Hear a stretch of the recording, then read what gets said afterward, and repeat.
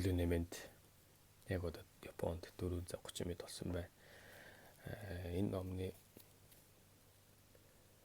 Нога Сайру гэж дахиад сэргээх гэдэг номны хэсгээс жоохон ярилцъя гэж бодоод өөр дөөрэ жишээ аваад ярилцъя.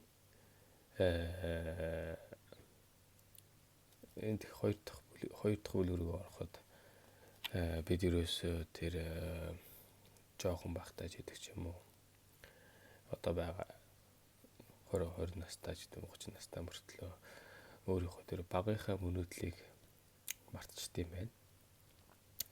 Яагаад тэгэхээр одоо надад жишээ авахд би бол Японы одоо ажил ихтэй завгүй энэ нийгэмд ажиллаад эхлэхэд өмнөх ажилдаа дарагдаад өөрийнхөө мөрөөдлийг мартчихсан юм байна. Тэгээ хийх дуртай юм бас мартчихсан юм байна. Тэгээд бас нөгөө ном унших дуртай ч гэсэндээ тэр ном дээр гарч байгаа зүйлийг бас хэрэгжүүлж явах нь бол зүйтэй юм байна. Тэгээд энэ тэр нөгөө энэ номных нь нэг хэсэг дээр нь өөрийнхөө хиймээр байгаа зүйлийг 100 ширхэг цаасан дээр бичээд үзгээд бичсэн байхаа нь тоогоогүй ихний удаад уншичаад. Дараа нь дахиад нэг эхнээс нь уншаад эхлэхэд дахиад бичсэн болохоор нь бас тоогоогүй байхгүй. Тэгээд маргааш өглөө нь босоод за нэг 100 юм бичээд үзээд өөрийнхөө дуртай зүйлээ бичээд үзээгээд бичээд үтсэн чинь яг энэ номн дээр гарч байгаа шиг эхний нэг 20 ширхэг болвол юм бичгээд болвол яг нийгмийн гадаа орчин иргэн тойронд байгаа улсуудынхаа нүдээр харсан тэр зүйлийг өөрийнхөө чадрынхаа хэмжээгээр бичиж байгаа байхгүй. Жишээ нь одоо машиндаа уулгах гэдэг ч юм уу, байртаа уулгах гэдэг ч юм уу. Тэгээд ингээд яг зүрх сэтгэлээсээ цаанаасаа миний хиймээр байгаа зүйлийг би хүсэж байгаа зүйлээ бол олж чадахгүйсэн. Тэгээд зогсчихсон. Миний тарих нам зогссон. Тэгэл ерөөсөө 20-с 100 хүртэл бол өстө нэрээ жинхэнэ өөрийнхөө дуртай бүх зүйлийг бичиж үзлээ. Тэгээд 100-аас 200 руу явхад бол бас хүнд байлаа.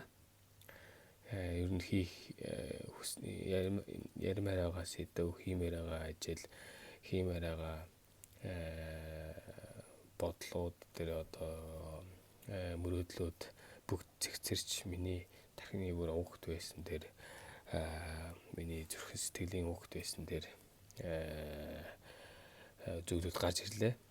Тэгээд би болвол над дээр ганцхан жишээ авах биш. Бусад бас тиймэрхүү асуудал байж магадгүй гэж бодоод энэ бичлэгийг хийж байна. Тэгээд юу хэлэх гээд байна гэвэл ямар ч хэсэн өөрийнхөө хиймээр байгаа зүйл, ярмаар байгаа сэдв, бодлыг одоо яг над шиг ингэж ярьж тэгээд дотор байгаа өөрийнхөө жинхэнэ хүүхэд үедээ боддог байсан тэр мөрөөдлөө цаасан дээр бичих гаргаж ирэхэд би ямар их юм их хүсдэг хүн, ямар их одоо мөрөөдөлтэй хүн бэ, ямар сайхан одоо юу гэх юм хүүхэд нас мань байсан юм бэ гэдэг ч юм уу тэр зүйлүүд нь гарч ирж байгаа. Тэгээд одоо би бол чин сэтгэлээсээ уйлсан. Ер нь тэгээд хүн ер нь бүх зүйлийг мартчихсан юм шүү. Энэ нийгмийн гурвалжин пирамидын Японоор шихай буюу нийгмийн бүх одоо бузаргуулаад зүйлд дарагдаад хүмүүсүүдийн зохиосон тэр дүрм зарагтаад бид өөртөө хүүхднасаа мартчихдаг юм байна. Тийм болохоор энэ бичлэгээрээ далиндуулаад хэдүүлээ өөрийнхөө дуртай хиймээр байгаа зүйлийг нэг бичих гээд үзье. Магадгүй тэр чинь чиний мөрөөдөл чинь болоод чамаа хөдөлгөж явах нэг зүйл болж магадгүй. За тэгээ амжилт хүсье. Би чадчихээн. Та ч гэсэндээ